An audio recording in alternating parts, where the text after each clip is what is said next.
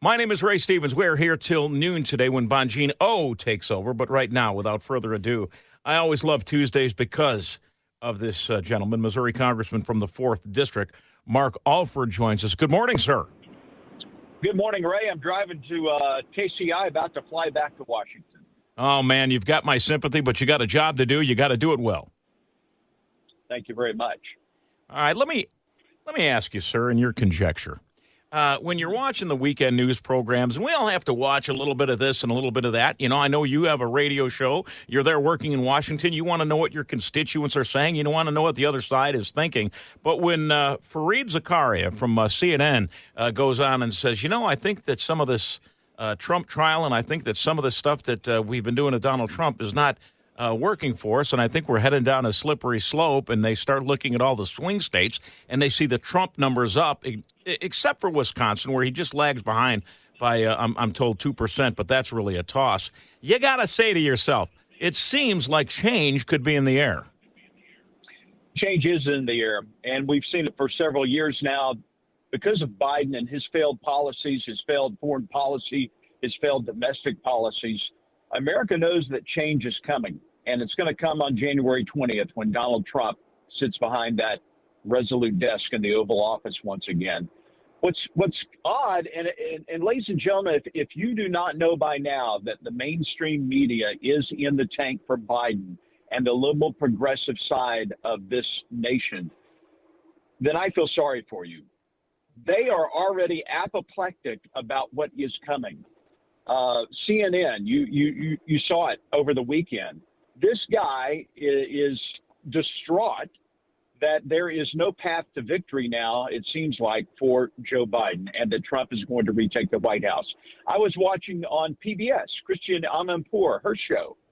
She was talking with Jen Psaki over the weekend. Same thing. They are trying to figure out what has gone wrong and what can they do to help Biden win. That is not the job of journalists. It should not be. Their job is to remain neutral, to remain fair and balanced, and to try to remain impartial. But they cannot do that to save their lives.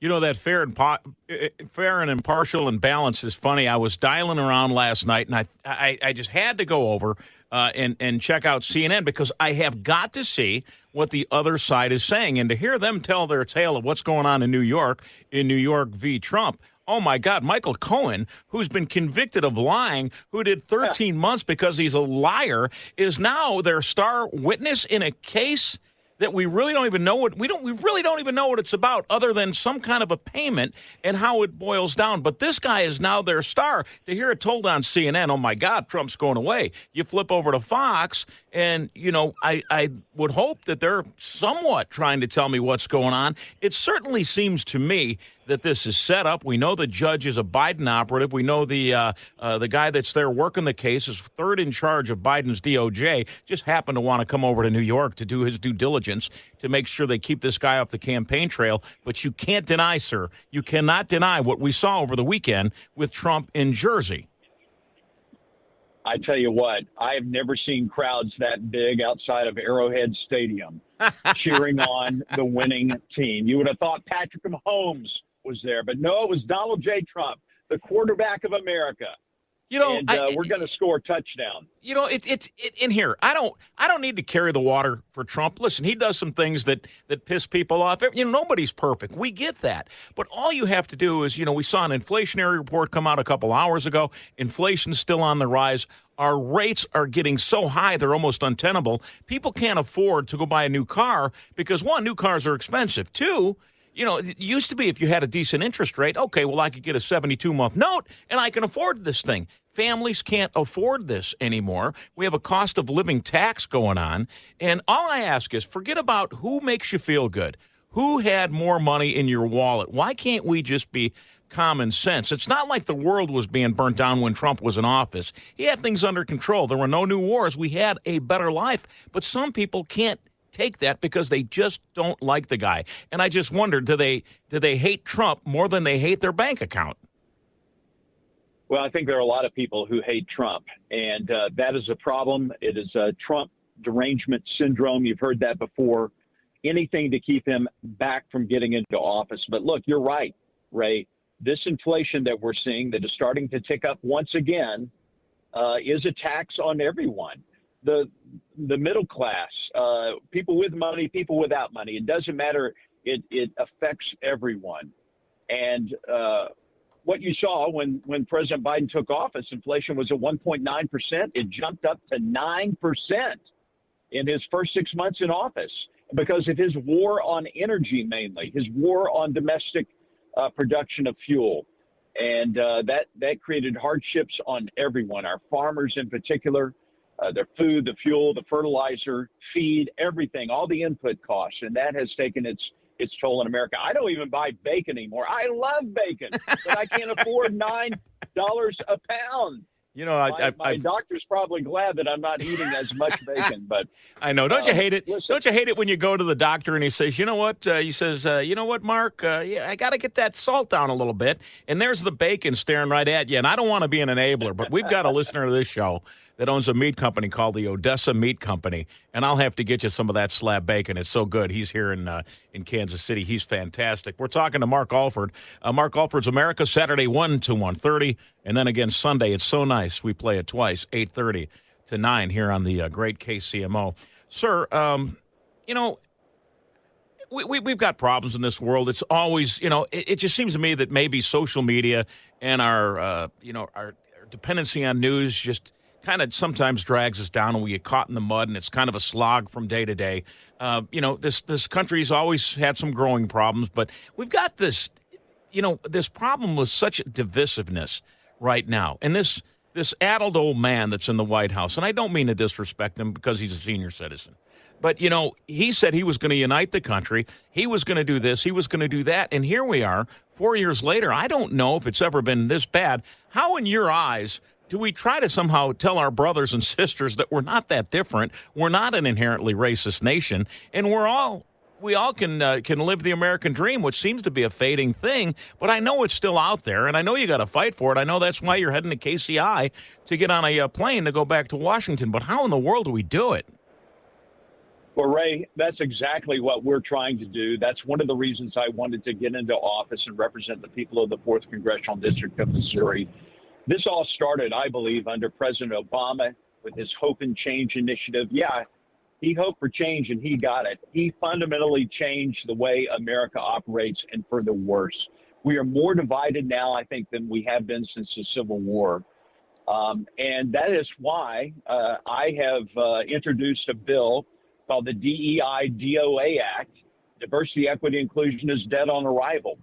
These programs have stripped our nation of any sense of unity that we ever had. We have concentrated for far too long on what our differences are rather than celebrating what we have in common and working towards the common goals for America.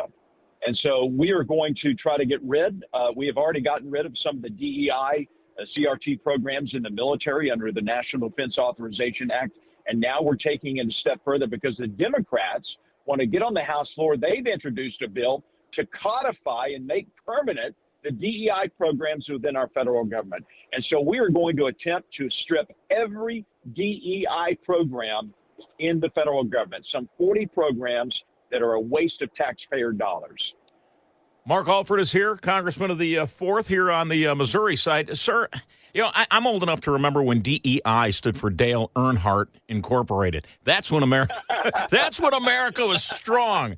Mark Alford is here. Mark, I want to ask you about and get your reaction to President Joe Biden telling Benjamin Netanyahu, listen, you're not going into Rafah. You're going to fight this war the way I'm going to tell you to fight this war because I need to win Michigan and I need to win Minnesota. So don't go in there. And we're going to withhold the shipment of arms for you. I mean, how incredulous is that this guy thinks and has the cojones to do such a thing? I'll tell you a little secret, Ray. I was over in Israel last month and we met with Benjamin Netanyahu, and he told us that he is going to win this thing, even if he has to fight, if their people have to fight with their fingers. They are going to eradicate Hamas, and that has to be done. Now, when you have a feckless, flailing leader like Joe Biden trying to stand in the way, and now actually trying to prohibit armaments that this Congress has authorized and appropriated to get to the IDF to finish off Hamas. I think that is an impeachable offense. I think it's time for Jihadi Joe to go. He is part of the Hamas caucus now, and he has shown his true colors, a failing president for the United States of America and a failing ally to our great friends in Israel. You know, we sit around and we wonder why people get carjacked, mugged, murdered at excessive rates when we see very little prosecution. And when you see no resort to the crime when people cross our southern border to get here from top to bottom, I think people think, hey, we can get a pass because, listen, we're here illegally. We can act illegally. And I think that when you see the way the Biden administration treats Israel, I think there's a trickle-down effect to college campuses, to the anti-Semitism, to Northwestern University, one of the blue-chip universities in this country. Today, there were 1,200 American flags and Israeli flags put out for the people that were killed on October 7th and for the Israeli Memorial Day, and they were up for 6 hours before they were stained with red paint. And there used to be repercussions for bad behavior that doesn't seem to be anymore. And I think you're just seeing a trickle-down effect of this administration and their lack of what's important anymore. And I just think that's one of the main problems we have right now. It is, and it shows the contrast, I think, between the two parties, the ideologies between the Democrats and the Republicans, the conservatives and the progressives. Look, we are a party of law and order. We don't stand for anarchy. We do like to have freedom of expression and practice our First Amendment rights, but within the confines of the law. And what you've seen on our college campuses, that our weak, progressive presidents and leaders of those universities have allowed to happen, trying to negotiate with these, in some cases, criminals, these anarchists funded by George Soros and others from the outside. It's despicable. It's time that someone had a backbone, and I think you're starting to see this now. You saw it last week in Georgetown University, where they finally arrested some of these people who were really causing the Jewish students not to go to class. In some cases, there was abuse. This Jew hate, Hamas loving segment of our country is, I think, not only a disgrace. I think a lot of the activity is illegal, and it needs to be cleaned up and dealt with. You know, it's amazing. I have to use pronouns and refer to people as they see fit, or I am a unsensitive man who didn't pass my DEI training here at this radio station.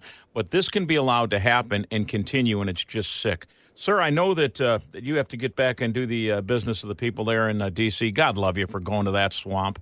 We appreciate you being here, and we'll listen to you Saturday and Sunday here on the flame-throwing 95.7 FM. All right. Well, thank you so much, Ray. Once again, it's an honor of a lifetime to serve the people of the Fourth. Last night, we were in Sedalia doing another fentanyl forum, which is another issue that President Biden has promulgated on the American people.